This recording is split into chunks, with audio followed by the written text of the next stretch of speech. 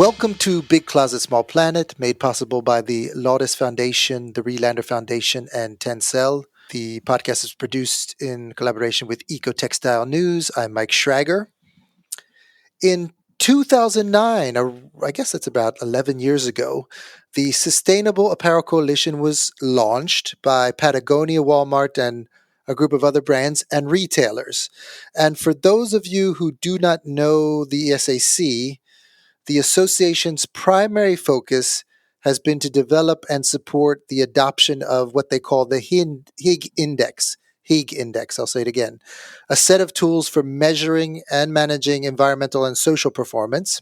And today, if I am not mistaken, the association counts about 40% of global apparel brands and retailers as members. That may have changed, could go up and down by a few percent. I think it's important to state that the theory of the HIGG Index, which is what we're looking into as well today, is through collaboration, through learning, that suppliers or facilities could improve their performance in these areas of social and environmental performance, and buyers, right, brands and retailers would transform the design and buying of their approaches. And the index and the platform was always intended to be a win-win where all would benefit from sharing best practices. And most importantly, that factories in particular, the argument was that if they improved their performance, they would gain more sales, they'd get more orders. Otherwise, they would be risk from being dropped from these global supply chains. Is it working? We need to look back and say, what kind of impact have these tools made? And more importantly, to the extent that they have or have not, what are the implications for this for accelerating change? What does this mean for the way we approach driving change in this area? So with me today is Dara O'Rourke, Associate Professor at the University of California in Berkeley, who was one of the lead authors of a new report sponsored by the Laudes Foundation to study the impact of one of the SAC's core tools, the Facilities Environmental Module, or what we say in the business is the FEM. Welcome, Dara. Thanks so much for coming. Thank you. Tell us a little bit more. What do you do? What is your role and background? Thank you very much, first of all, for inviting me to have this conversation. I think, as you said, it's a really critical time to be evaluating programs like the SAC and attempts to govern global supply chains. And that has been essentially my academic work for the last 20 years, has been doing research on systems that are trying to do a better job of governing the environmental, social, labor, health impacts of global production systems. So I'm a professor at the University of California at Berkeley in the Department of Environmental Science, and I basically study global supply chains. And so over the last 20 years, I've studied a number of different industries: apparel, footwear, electronics, toys, food, chemicals. And the big question for me is, how can we more effectively, democratically govern both the positive sides, the job creation of this and the economic development opportunities and the products that we want, while minimizing the downside impacts on labor, on communities, on the environment, our production, our consumption. And you have an interesting background. You're not just a researcher, but also a practitioner, right? So I read about your work with something called a Good Guide, and I also understand that you're working with Amazon a little bit. Tell us a little bit more about that. Right. I guess the background story is throughout my career, I've been really trying to find points of leverage over global systems of production and consumption, and really have tried to figure out what works best in improving conditions for workers, for communities, for the environment.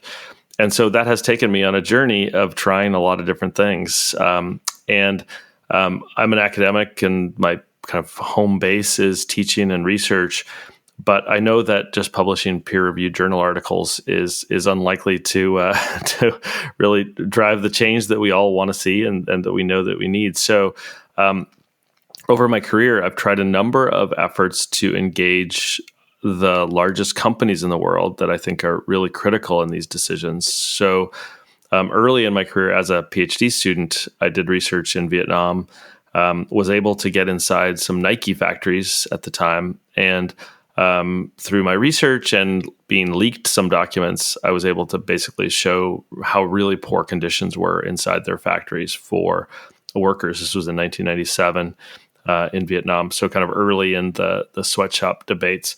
And I didn't work for Nike. I was basically the factories that I often study are not owned by the U.S. or European brands, as your listeners know. But through a UN project, I was able to get into the factories and do research in factories around Southeast Asia. And since that time, it's really been a number of attempts to try to get access, to get data, to understand conditions, and to understand root causes of the problems that we see over and over and over in these industries. Problems in treatment of workers, in wages and hours, in health and safety conditions, and environmental impacts of the factories and the supply chains.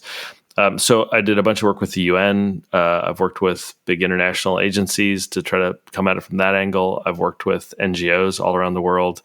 I've worked with now a number of companies, and I'll come back to the most recent one in a second. And then I took a detour for a few years and really focused on consumers.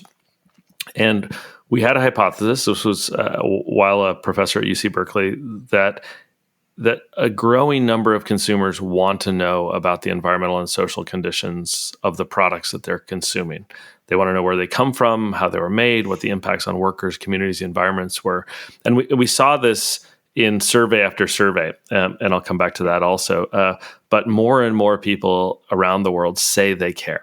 And so we began a research program that turned into a for-benefit startup called Good Guide that built the first mobile app on the very first iPhone. This is back in 2007, 2008, where you could scan a barcode and then get comprehensive information on the environmental, social, and health impacts of a product and the company behind the product and the supply chain behind that company.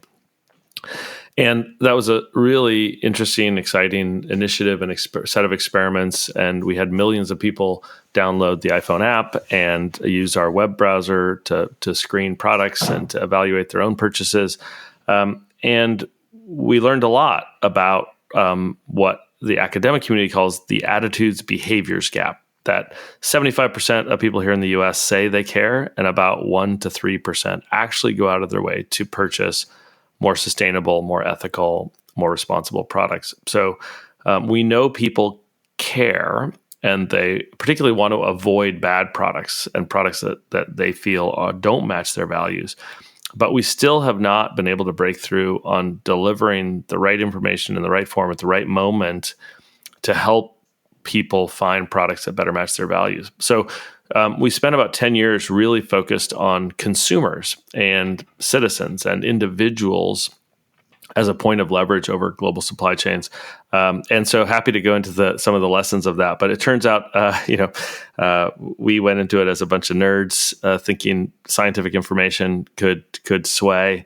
And for a small percentage of consumers, that is true. They're looking for information on these issues. They're willing to change brands or products. But there's also billions and billions of dollars spent on marketing, on branding, on convincing consumers not to care and to buy for status and peer influence and habit and price and quality and other issues. And so it is very hard to change consumers, is the kind of baseline learning. So pivot from there, I was looking at, well, who is having the most impact on consumers around the world? And over the last 20 years, I would argue that the real influence on consumers has moved from big manufacturers or big brands to the largest retailers in the world. And that we now see retailers and retail platforms as the most influential point in global supply chains. So I shifted over the last couple of years to studying retailers, big retailers, Walmart, Target, CVS, and then platform retailers like Amazon, Alibaba. And I've been doing work for the last few years, really looking at how to make those platforms not only more sustainable, but also to be able to send signals to consumers and down supply chains to manufacturers. So I didn't cut you off at all there because it was a great journey to explain where you are today. But my understanding is the Good Guide, right? It doesn't exist anymore. There are other platforms like Good on You trying to do what the Good Guide started with, and there are still lots of narratives about if we just get the consumers to ask us for what they really want, we will change the industry. But you don't still believe that, do you? Well, so we were never able to make it work at scale, and so we got several million people using Good Guide. I think for a normal kind of academic project, it was a phenomenal success. For a little NGO project, it's a phenomenal success. But for changing global consumption, we failed. And I still see this massive chasm between what people say and what particularly what they say in surveys and focus groups, that there's this 75 to 80% of people around the world in almost every country are increasingly concerned about climate change and around labor rights and around treatment of animals and a growing number of issues. But no one has been able to crack through the current way people consume. And that is, we focus too much on science and data, and we built this very comprehensive database, and we delivered this information in a pretty nerdy way. We tried to make it simple, but it's very hard to convey, as we'll get into as we talk about HIGG and the FEM. It's hard to convey in the 30 seconds or less that a consumer is making a decision about a product the full environmental, social, health attributes, or even how it does or doesn't match their personal values, which we did a bunch of work on that also. But I still think there is a huge opportunity to do a better job of connecting consumers with products and brands that better align with their personal values. Not to try to drive everyone to one set of values, but rather to use tools that we now have, and I am doing a project right now using machine learning to do this, to understand consumer demands in a much more quantitative way, not what they say in focus groups, which there's all this social desirability bias where no one wants to say they only care about cheap products. Everyone wants to say they care about these things, but to get beyond what they say to really tracking behaviors in a serious quantitative way, and then to have the data on the products and companies and supply chains that you could then see if you could do a better job of connecting consumers to the products and brands that better match and better align. But it's a very hard problem, and I think many of the groups that are out there are still struggling on how to move to get through the current system of consumption. It is very powerful. It's very deeply ingrained in cultures. It's not kind of always rational, or it's in the kind of Kahneman and Tversky, it's kind of thinking fast and slow, but we usually think fast when we're shopping. It's not kind of rational, processed thinking. So it's a really hard problem to move the consumer needle. But I would say just because we weren't able to solve it, I'm very hopeful that other people will. Okay, so let's come back to that when we discuss more broadly the effectiveness of market-based solutions. Mm-hmm. So you have a lot of experience. Have you a lot of experience then evaluating initiatives like the SAC and the FEM? Is that something you've done a lot of, or Okay? Yeah. I mean, I've never been like a consultant that does evaluation studies, but as an academic, I'm always trying to understand when and under what conditions do things work. I mean, this is kind of the core question for my research. Is I look around the world, and I'm sure you do too, Mike, where it's kind of a sea of failures and a sea of problems and a sea of misery. And so I'm always looking for these little islands of success. And you say, okay, why are we so negative? Well, but it's the world, right? We train our students to go out and be critical, but when you see a little success story, then it becomes kind of this puzzle for me. It's like, how and under what conditions can a factory actually pay a living wage? Like, that's shocking in the global economy that a factory is pulling it off. Or how and under what conditions can a brand actually be fully transparent, and how do they do it, and why do they do it, and how do they make it sustainable? So basically, most of my research is doing that kind of evaluation of what works, when it works, and under what conditions you could scale it. How can you expand it beyond a little niche thing? So we now know you can make one factory good with a ton of attention from a brand and a lot of resources. You can get it to good conditions and living wage, and et cetera. But that's not enough. We got to figure out how we learn the lessons from experiments all around the world. And so I study these experiments like the SAC, and then we want to see when under what conditions does it work, and then what can you scale or what can you fix? How can you change the policy environment or the incentives to drive bigger, better, faster improvements? So let me just plant a seed for the discussion we're going to have after you present the findings. But has your research, since you've been doing this and this is what you've been focusing on, has it taught you anything about the effectiveness of voluntary sustainability initiatives from industry? Because as you know, the SAC is one of those among many, and you can look out on the web and see obviously both positive and negative: soft regulation, volunteerism, market mechanisms. Have you any thoughts about that before we dig into your research on the SAC? Yeah, absolutely. And one of the second study probably out of grad school that I did was a critique of the global monitoring industry, the apparel and footwear kind of third-party private monitoring system. So I have been very critical since the 90s of voluntary codes, voluntary monitoring systems, and the kind of the fox guarding the henhouse, or the fox and their overpaid consultant guarding the henhouse. And so I think most of the voluntary initiatives that we've seen up to today are flawed, or problematic is kind of the nicest words I can use to describe them. They don't go at root causes. They don't have clear incentive structures. They're not transparent and accountable.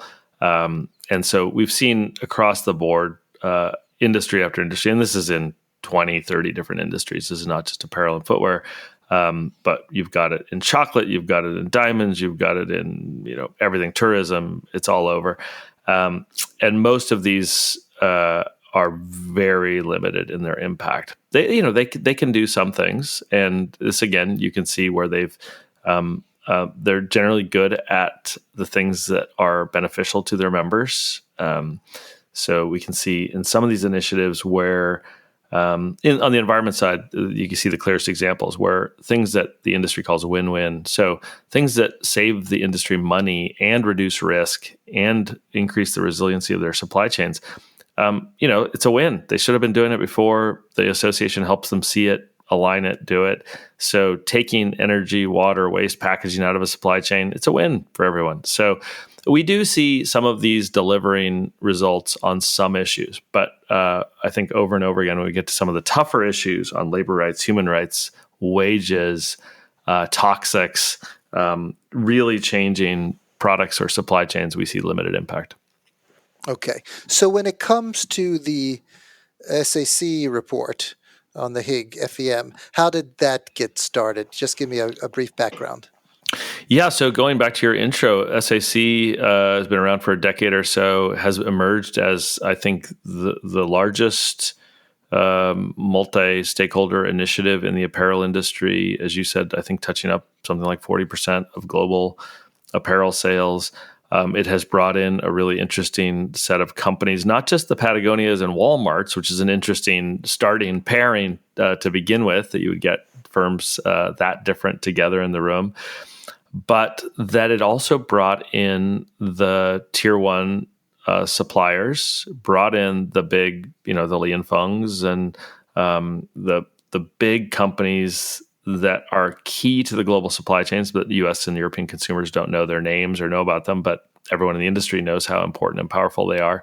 Brought them in, and then went all the way down to try to bring in, factory owners and bring in NGOs. And so I think it was a really interesting initiative that I had been watching for a long time, as well as, I've studied the 6 other different initiatives in this same space: Fair Labor Association, an Ethical Trading Initiative, Clean Clothes Campaign, Worker Rights Consortium. There's a whole bevy of different associations, RAP, the more purely corporate ones, to the really multi-stakeholder ones.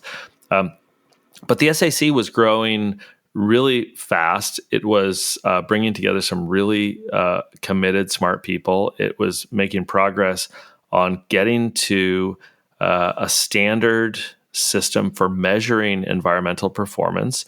And I think today we should probably mainly focus on the environment side. They have a whole social side too, but the FEM is environment focused, and the HIGG initially really focused on environment. And I think that's where the SAC is really has been mainly focused and mainly leading on the environment side.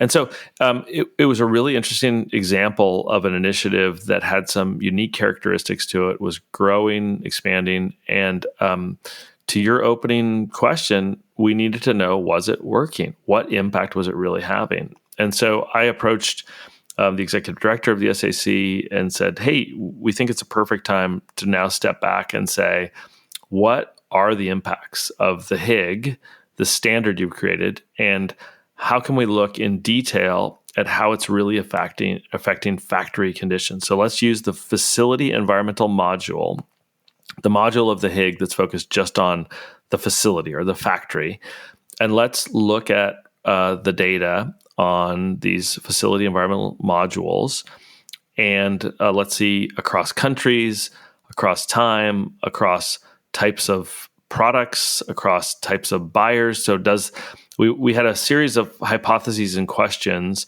about whether the HIGG was having an impact, and then when and under what conditions it was actually driving improvements. So that gets you down to, does it vary by country? Does it vary by the buyer? As a European buyer driving an impact more than a US buyer? Does it vary by stage in the supply chain? Is, the dye house is different than the cut and sew facility? Do we see differences there? So we really wanted to dig in and go deep into the data and evaluate what impact it was having, and then where we saw the potential to scale it. And so, you got access to this data from the SAC. They said, we want to do this. We want to know. We'll be happy to give you access to information you need to do the analysis. Or how did that work? Yeah. This is not going too in the weeds of my life, but much of my life is spent begging for access to factories or to data sets or to being able to go do the research we want to do, to get inside to see the conditions. I also do work outside where you just interview workers outside or take samples outside the facility. But I often want to get in and see the data and see the inside and get to be able to really kind of push up against the system and see how it really works. Now, to their credit, the Sustainable Apparel Coalition, after a number of conversations, agreed to give myself and other researchers at Berkeley full access to the FEM data set. We were able to kind of extract all the data out of that messy system, which was one of their early problems. They started off with this great vision and set of metrics and standards, and they didn't have a way to manage it so that people could use the data. Like, really, the very first problem was no one could use the data. No one could see the data and then make decisions off of it. That was in kind of FEM 1.0 to FEM 2.0. So over time, they've made a big effort, and now they've spun off their tech side to the HIGG.co to really take on this challenge of, look, data is not useful unless it's in a form that actually supports decision making. It's not data for the sake of data. It's not just collected. And this is a problem with all the audits and monitoring industry either. Most of the global apparel monitoring industry is a cover your ass checkbox kind of thing. Send in an auditor for a day. Check. It's in a PDF somewhere or it's in a file somewhere. No one ever looks at it. No one does anything with it. It's a huge, monumental waste of resources, time, energy, money, aside from the consulting firms that make money off of it. So I'm very critical of ever collecting data unless you know what you're going to do with it. And they didn't, right? So they started off like with this great standard and an attempt to collect all this data.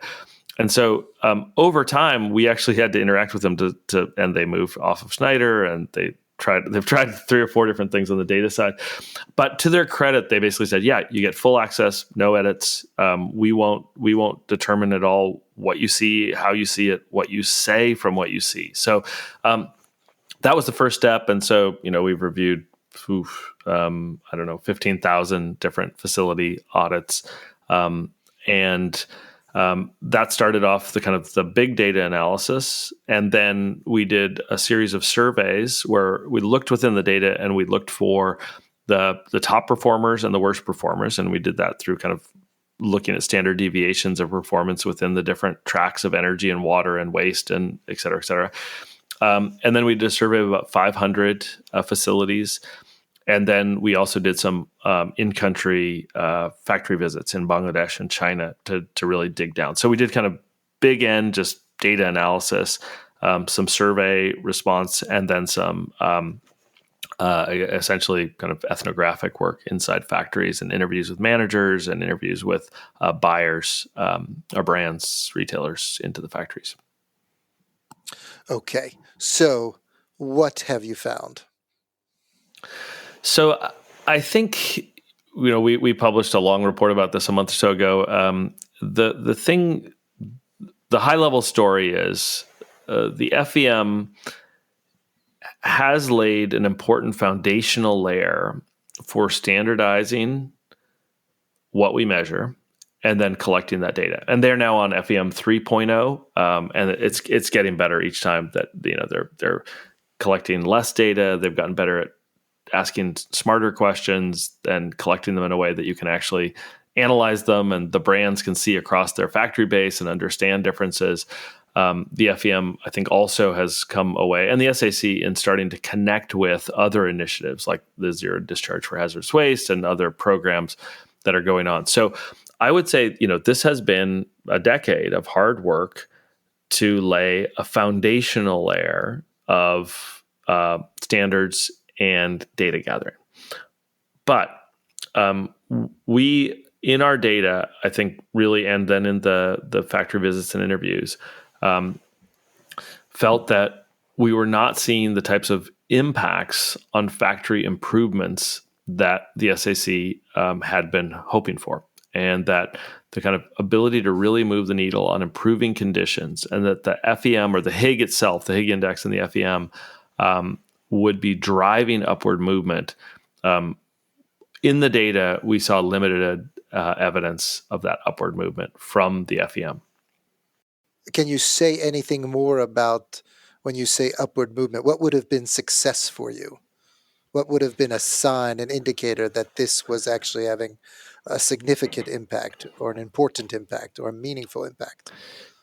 Yeah, so we're constantly looking for outcome metrics, actual changes in conditions for workers or for communities or for the environment. So a lot of the global codes and monitoring and multi-stakeholder initiatives focus on process-based metrics. Like, do you have a program in place? Do you follow ISO, whatever? Do you ask these questions?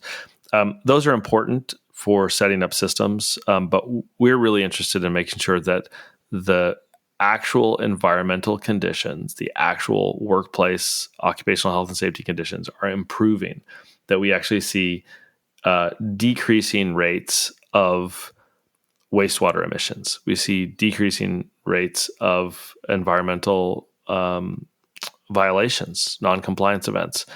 So those are the kinds of things we're really interested in seeing. And even from the factories themselves, we want to see over time improvements in the operation of the factory, the efficiency of the factory, so that they would be reporting lower energy per unit shipped, lower water per unit shipped, lower wastewater per unit shipped, metrics that you can see they actually are improving their performance over time.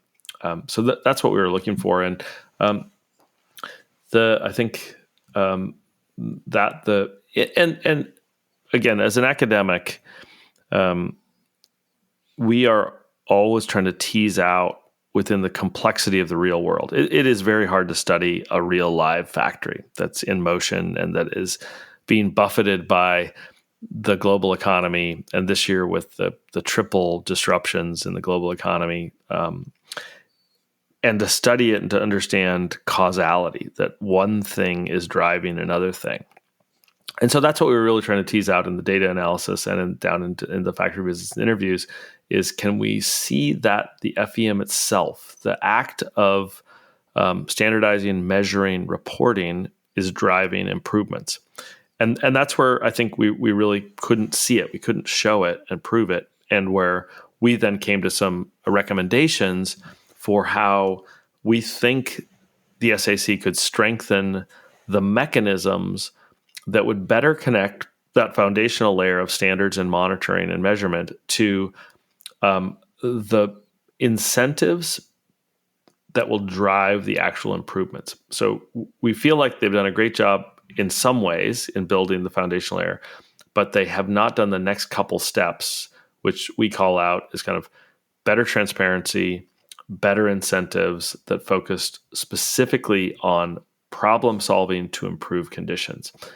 So wait a second. So just so we have a little bookend here, you're into your recommendations now. So you say, I'm looking at the data, and just a question about the data. I mean, how much did you trust the data, the quality of the data, the reporting of the data? Is that something that's a problem in and of itself, or you felt like we take it at face value to see what this shows us? Oh yeah, no. We're always challenging the data, and the interesting thing about the FEM data is we've got essentially the facility environmental module is self-reported data. The factory does the module and fills out the data system, but they now added along the way as we're going an external verification process. You can have a third party come in and visit the factory and do the FEM, or you can have a third party evaluate the factory's submission of the FEM.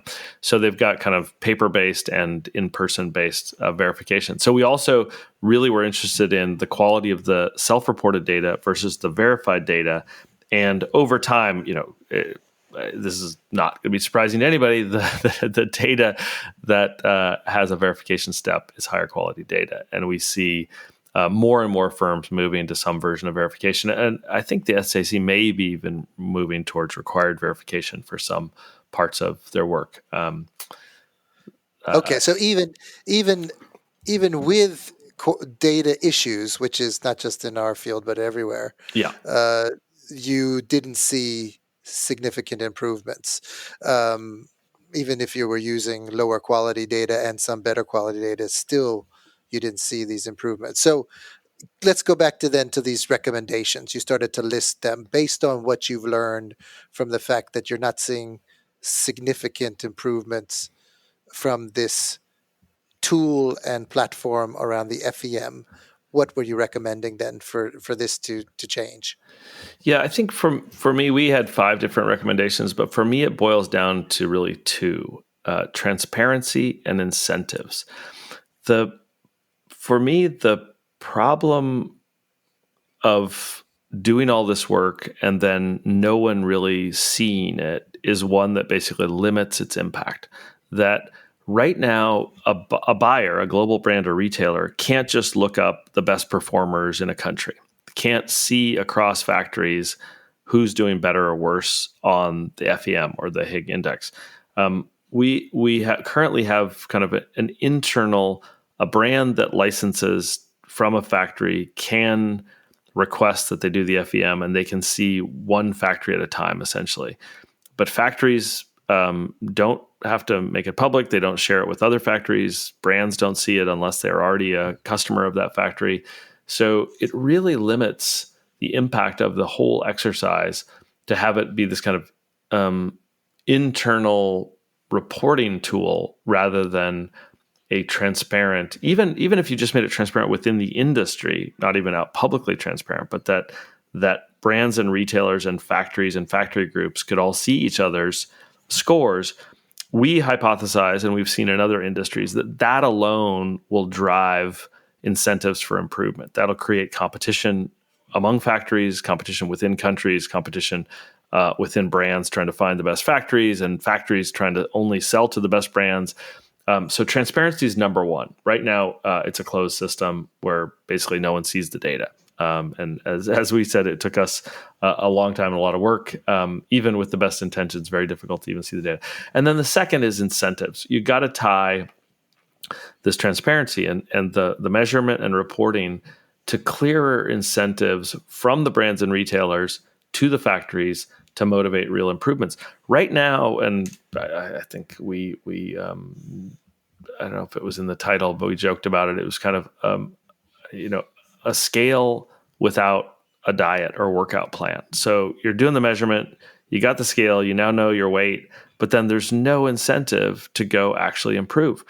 So factories feel as if this is, some factories, that this is an additional tax on them, that they have to not only do the normal demands for quality and price and delivery times, now they have to do this environmental and labor auditing and measurement, but they don't get anything out of it. They don't get better orders. They don't get better payment terms. They don't get longer term orders. They don't get a path to kind of higher margins. So there's no connection between better performance in the FEM and incentives for the factories to invest in the improvements that are needed to really make the changes, to invest in the better boiler, to invest in the energy efficiency lighting, to invest in air quality or the water quality issues that you need to. So that for us is really critical. And I think this, again, it's the big critique of many of these multi-stakeholder agreements is if the brands and retailers are not serious about this, if they're not incentivizing change, if they're not putting skin in the game on giving factories around the world a reason to do this work, it can't just be an exercise in them saying they audited or saying that they did it or saying that they have a code. They have to participate in the upward movement and the investment in the upward movement to improve conditions. Other side pieces of that is for many brands, that means that they need to collaborate. That one brand on its own often is 5% of a factory's orders. So collaboration probably will help. I think many brands and retailers are trying to rationalize their supply chains right now in particular. So less suppliers, but have longer term relations where you invest more in those suppliers, more collaborative relationships where multiple brands and retailers send the same signal around environmental or labor conditions and then support factories in doing that. So I think the incentives are key. Capacity building in some cases, we definitely saw factories that can do the audit, but then don't know what to do about it. There's right now, I think the SAC and they now have 3 or 4 organizations can do a better job of basically turning all this data and analysis into simple advice to factories on how to improve. Like, don't just give them a score, and here's the 3 things you should do tomorrow. 2 of them will save you money. That will actually help you reduce your energy or water or waste bill. And one of them is going to cost you money, but here's your top 3 things to change and improve. Right now, they don't have that. They kind of go, here's the scale, here's your score, here's your weight, and then we hope you then go do things with it. So it's kind of the next step here is really that incentives and support from the brands and retailers to drive the improvements. And I do think that just to say from their side, there is the Apparel Impact Institute, which is trying to do the implementation, right? So building on the Clean by Design programs that actually were about here's what you do to reduce your energy consumption or your water consumption or such. So there is a sense that was a missing piece, and that's why they established it, and does give concrete advice. But I think what's more interesting to me is this fact that some of the crucial assumptions behind the HIGG, which were about transparency, sort of creating a race to the top, right, where you would have a market saying, here, I'm a great performer and therefore you should buy from me, or I'm a great a brand, therefore you should seek me out because we have similar approaches. That still, after 11 years, is not a self-evident natural part of the mechanism. That surprises me. Did it surprise you? Yes. I think I started off thinking, as you just said, that it was a program built on transparency, but it isn't really. It's kind of an internal traceability or internal reporting, but not an external transparency. So there's a difference, I think, between this kind of internal brand can see factory better, and there's value in that first step, that brands and retailers can see better the performance of their factories. But it's not real transparency the way I would think the broader community would think of transparency, that has kind of public accessibility or the ability to rank and compare factories, where NGOs or consumers or even regulators could see the data and then exert some kind of external influence, incentives, disincentives on it. So we've got this kind of essentially insider visibility now, but not real transparency. And so, yeah, I think, from what I understand, there are a number of corporate members of the SAC that are really pushing hard to get to that public transparency phase, but they're not there yet. And so let's get into that now that we've heard your results and your recommendations. Um, there's a couple of things on my mind. One is linking back to your experience. There's been this push from the very beginning to make the ratings available in some public way to customers, Mhm. right? To label the products with the HIGG score. And recently, with the launch of the HIGG company as a new means to speed things up, that has been promoted. That we're testing these scores on products. And when you tell me about what you found with your research over all these years, um, and what you found with the good guide and those kinds of things, it seems to me that this can be used as a distraction, that we're going to now inform, finally we're going to have the tools to inform customers, and they're going to ask for the products that really are better, and it's going to be a race to the top for who can develop the best products with the best scores. So there's that issue, and then there's just a general question of, does this take the focus away from what really is the kicker, which is legislation and regulation and pricing in the externalities in order to drive systemic change? So maybe you can answer each and Yeah. any of those. Yeah. So on the first one, I think that this is a really hard problem. And as Mark Twain once said, for every really difficult problem, there's usually a super simple answer, and it's almost always wrong. And I think in this case also, if the SAC thinks that they can just put a score on a hang tag that says, this product came from a factory that got a 73, our experience and research over the years, not just with Good Guide, but looking at these consumer information systems for many years, that is very, very unlikely to have any impact at all on consumers. And so I think a simple version of just displaying a score to a consumer or a grade or something is very unlikely to move the needle at all. So we got to think much more strategically about what type of transparency, for who, where does the information go? Much of it, I think, initially needs to be B2B. Like I said, I think if the HIGG SAC published the facility scores, you would have immediate reaction from the facilities and from the buyers within that level of transparency before you get to the consumer side. But even if your goal is to get to the consumer side, we have to really, I think, do work that is I would say, experimentally based, where you would test multiple initiatives simultaneously, trying to really understand what information and what form really resonates with consumers, and how do you get them to understand these complex issues in a way that they can connect it to their purchasing decisions. For most consumers, their number one goal is to avoid bad products, bad brands. They don't want to buy from the sweatshop company that just got outed in the paper. They don't want to walk on campus with a shoe that other kids will think is an uncool shoe, whatever. So we have to understand the kind of behavioral psychology of actual consumer decision making, and then tie this information to that. So a simple version of just putting FEM scores, very, very, very unlikely to have any impact at all. and maybe even negative impact. But I still think it is worth significant investment and effort in trying to understand how to communicate this out, because I think that is a key part of the incentives that we need to drive back to factory groups and factories to show that they actually can do better when they improve conditions, that there actually is a feedback loop for some consumers, and that some factories can really see that they actually will do better. So there has to be a connection to the incentives. There's got to be a way that some brand sells more, gets better margin, does better by investing in the environmental and social and labor improvements. On your second question, I'm a all of the above guy. There's no silver bullet on these global governance issues.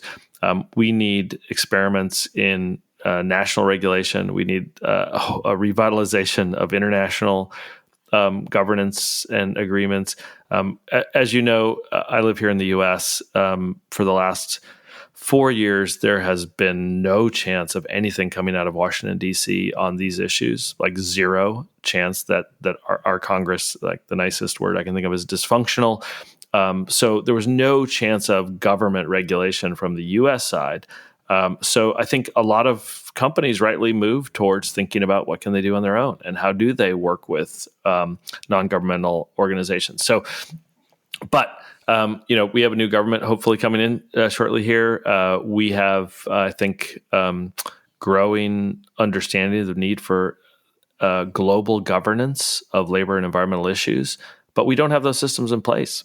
So I'm very interested in experiments at the regulatory side also. I'm very interested in binding contracts, moving from voluntary codes to binding contracts. Super interesting work that a number of NGOs and lawyers and groups are working on around the world right now.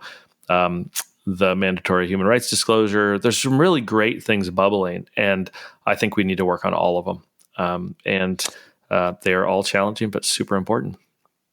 And I guess, and I may be wrong, but there are certain foundational pieces that need to be in place if a government is going to regulate effectively, right? So if you're going to give incentives for those who do well and disincentives for those who don't, and financial disincentives, for instance, you still need to have proof, right, at some level that a company is doing well. And if you don't have the measurement tools and the verified data and those standards, then you could say we got to regulate, but you have no way of determining who's doing good and who's doing bad. Am I right there? Right. Absolutely.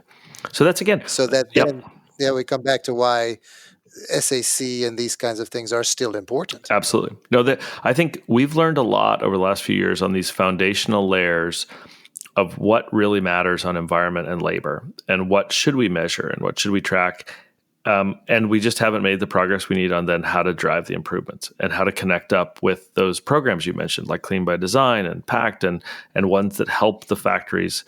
We need the combination of knowing the issues, measuring them, really understanding them, and then understanding the root causes of those issues, and then going after them in a serious way. So if there is one hope you have, it may be obvious based on what you just said, but one hope you have in terms of how this report and analysis will be used now, and maybe not just by the SAC, but a range of stakeholders, what do you hope that they will use this report to do differently over the next year or so? Yeah, again, I go back. We've had a really positive interaction, even with this, what we hope is a constructively critical report with the SAC and with HIGG. And I know, on the internet, everyone usually screams in all caps and everything is a controversy. But we are really hoping that we can constructively, critically argue for improvements in these programs and next steps in these programs. And already we've seen a few brands that have stepped up and said they want to do more of this.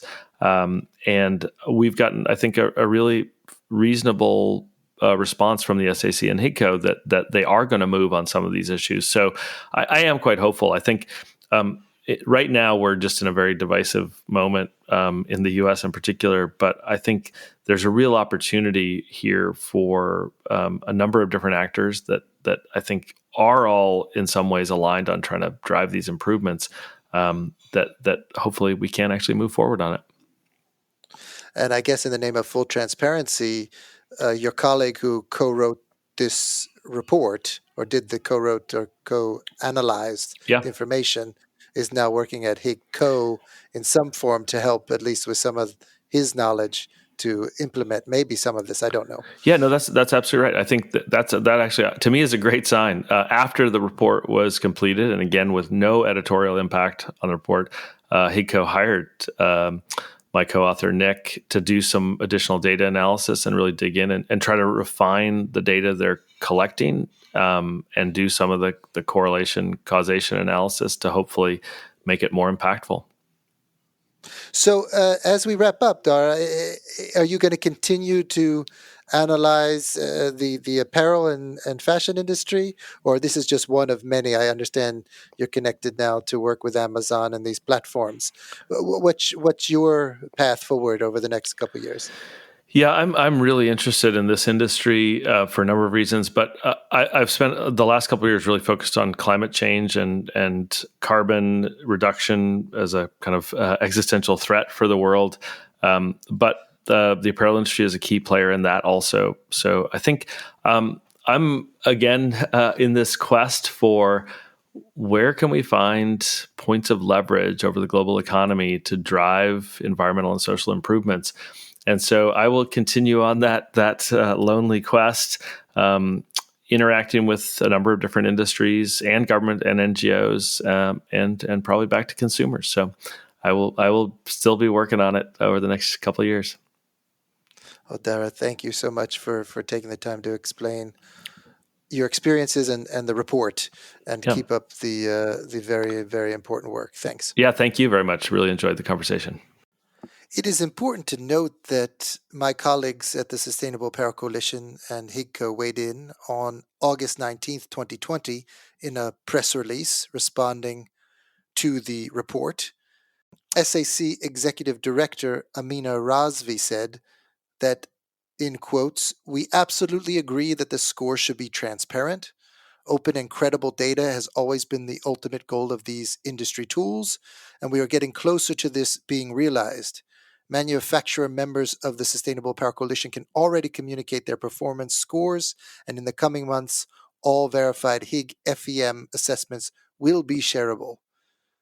Jason Kibbe, CEO of HIGG Co., who provided the researchers with open access to HIGG index data for the research, said a number of things, including, which I think is quite important, we've seen important changes since the report was published.